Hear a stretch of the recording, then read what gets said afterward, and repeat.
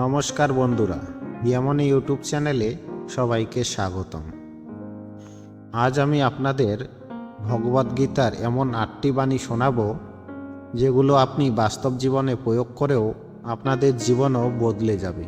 হিন্দু ধর্মে এই ভগবদ্গীতা একটি মূল্যবান গ্রন্থ।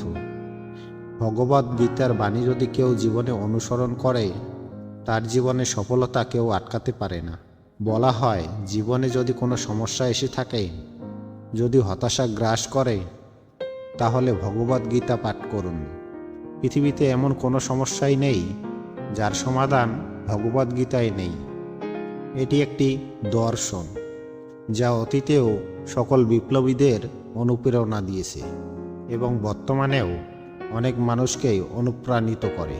যিনি ভগবদ্গীতা সঠিকভাবে পাঠ করে আর যিনি যথাযথভাবে এই গীতার অর্থ বুঝবেন, তিনি নিশ্চিতভাবেই একজন আদর্শ মানুষ হয়ে উঠবেন। তাই সকল ধর্ম, বর্ণ, জাতি ভেদাভেদ ভুলে প্রতিটি মানুষের উচিত ভগবদ্গীতা পাঠ করা। ভগবদ্গীতা আমাদের জীবন সম্পর্কে জ্ঞান দেয়। এই জীবন সম্পর্কে জ্ঞান আমাদের প্রত্যেকটি মানুষের জন্য ভীষণ দরকার। উন্নত চরিত্র এবং উদার মানসিকতা তৈরিতে এই ভগবদ্গীতা ভীষণভাবে সাহায্য করে। কর্মফলের আশা ত্যাগ করার শিক্ষা। আমরা কোনো কাজ করার সঙ্গে সঙ্গেই আমাদের মনের মধ্যে সৃষ্টি হয় সেই কাজটির ফলের প্রতি কামনা। যেমন ধরুন, আপনি কোনো চাকরির পরীক্ষা দেওয়ার সঙ্গে সঙ্গে যে চাকরিটি আপনি পাচ্ছেন না, পরীক্ষার ফলাফলে দেখা গেল যে লিস্টে আপনার কোনো নামই নেই, তখন কি হবে? আপনার মন হতাশায় ভরে উঠবে এবং পরবর্তীতে চাকরির পরীক্ষায় মনের জোরও আপনি পাবেন না। তাই ভগবদ্গীতা বলে, কর্মফলের আশা ত্যাগ করে কর্ম করে যাওয়া উচিত। কারণ কর্মের ফল আমাদের হাতে থাকে না, একমাত্র কর্মই আমাদের হাতে থাকে।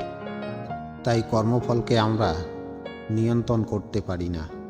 কর্মফলের আশা ত্যাগ করে যদি একই কর্ম আমরা বারবার করে যাই, তাহলে জীবনে বিফলতা এলেও আমরা ভারাক্রান্ত হব না। আর এইভাবে আশা ত্যাগ করে কর্ম করতে করতে একদিন আমরা সফল হবই। জীবনে শান্তি আসবে কিভাবে? ভগবদ্গীতায় বলা হয়েছে যে হিংসা, লোভ, কামনা ত্যাগ করলে আপনি জীবনে শান্তি খুঁজে পাবেন। প্রকৃতপক্ষে আমরা তখনই অসুখী হই যখন আমরা নিজেদের জীবনের সাথে অন্য কারো জীবনের তুলনা করি। অন্য কারো সুখে আমরা ঈর্ষান্বিত হই বা হিংসা বোধ করি। তখনই আমাদের নিজেদেরকে সব থেকে বেশি দুঃখী মনে হয়। সুখ শান্তি পেতে হলে লোভ, লালসা, কামনাকে বর্জন করতে হবে। জীবনে সুখী হবেন কিভাবে? কারোর থেকে কিছু পাওয়ার আশা ত্যাগ করুন। নীরবে শুধু নিজের কর্তব্যটুকু করে যান।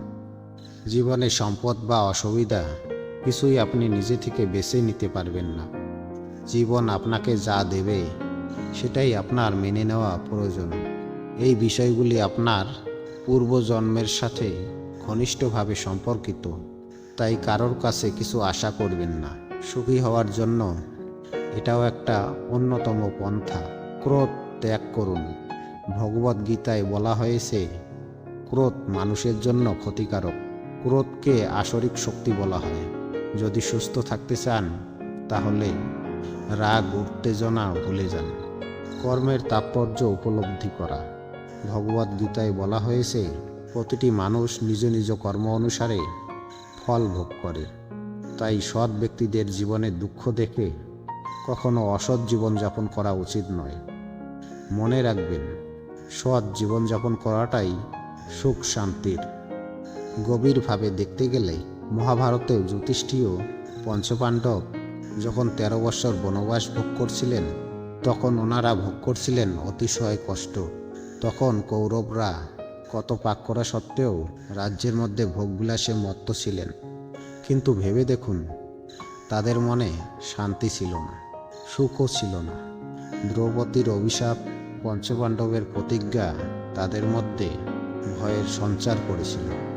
আবার কুরুক্ষেত্রের যুদ্ধের শেষে এই পাপের জন্য কৌরবরা নির্বংশ হয়ে গেল। তাই বলা হয় ভগবানের বিচার দেরিতে হয় ঠিকই, কিন্তু আদতে যথার্থ হয়। সব কিছুই পূর্ব নির্ধারিত। ভগবদ্গীতায় বলা হয়েছে যা কিছু হচ্ছে সব কিছু পূর্ব নির্ধারিত। বলা হয় যে পরমেশ্বর ভগবানের ইচ্ছা ছাড়া গাছের একটা পাতাও নড়ে না। তাই যা হচ্ছে সব কিছুই মঙ্গলময়। হয়তো আপনি তার খারাপ প্রভাবটি দেখছেন, মঙ্গলময় প্রভাবটি এখনও দেখতে পারছেন না। কিন্তু একটা দীর্ঘ সময় যাওয়ার পর একটা খারাপ ঘটনার মধ্যে দিয়েও আপনি ভালো প্রভাব দেখতে পারবেন। যেমন ধরুন, কোনো বন্ধু আপনার সাথে বিশ্বাসঘাতকতা করলো। আপনি ভাবলেন যে এটি আপনার সাথে বড়ই খারাপ হলো, কিন্তু ভেবে দেখুন আজ যে বন্ধুটির দ্বারা আপনার ছোট ক্ষতি হলো, ভবিষ্যতে সেই বন্ধুটি আপনার আরও বড় কোনো ক্ষতি করতে পারত। তার আগে ঈশ্বর আপনাকে সচেতন করে দিল আপনি যা অনিষ্ট ভাবছেন তা আসলে আপনার মঙ্গলের জন্যই। অন্যায়ের বিরুদ্ধে প্রতিবাদ করা। ভগবদ্গীতায় বলা হয়েছে যে অন্যায় দেখতে পেলে অবশ্যই প্রতিবাদ করতে হবে, অন্যায়ের বিরুদ্ধে গর্জে উঠতে হবে। চুপচাপ অন্যায় সহ্য করা মহাপাপ আর কিছুই হয় না। যে পাপ ভীষ্ম, দ্রোণাচার্য এরা করেছিলেন, সেই পাপের প্রভাবে কুরুক্ষেত্রের যুদ্ধে বীরত্ব এদের কোনো কাজে আসেনি। সংযত আচরণ, অন্যায়ের বিরুদ্ধে প্রতিবাদ করা অবশ্যই উচিত, কিন্তু তার সাথে মাথায় রাখতে হবে যেন কোনো নিরপরাধ ব্যক্তি ব্যাঘাত না হয়। গীতায় বলা আছে বিনয় এবং অহিংসায় মানুষের ধর্ম, কিন্তু অন্যায় দেখলে তা মুখ বুজে কখনোই সহ্য করা উচিত নয়। অর্থাৎ কখন আপনি আপনার আচরণের মধ্যে বিনয় আনবেন আর কখন গর্জে উঠবেন তা আপনাকেই নির্ধারণ করতে হবে। স্থান, কাল আর পাত্র বিষয়ে এই দুটিকে নির্বাচন করতে হবে।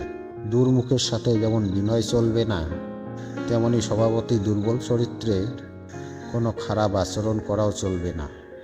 অর্থাৎ আপনার যাবতীয় আচরণকে সংযত করার শিক্ষা দেওয়া হয় ভগবদ্গীতায়। ভগবদ্গীতা আমাদের সকল জিনিসের মধ্যে সেই মঙ্গলময় ইতিবাচক জিনিসটি খোঁজার কথা বলে থাকে। তাই ভগবদ্গীতাকে যিনি উপলব্ধি করবে তিনি কখনোই হতাশাগ্রস্ত হবেন না, কখনো জীবনযুদ্ধে হেরে যাবেন না। পরিশেষে তার জয় কখনো কেউ আটকাতে পারবে না। তো বন্ধুরা, আজ এখানেই শেষ করছি।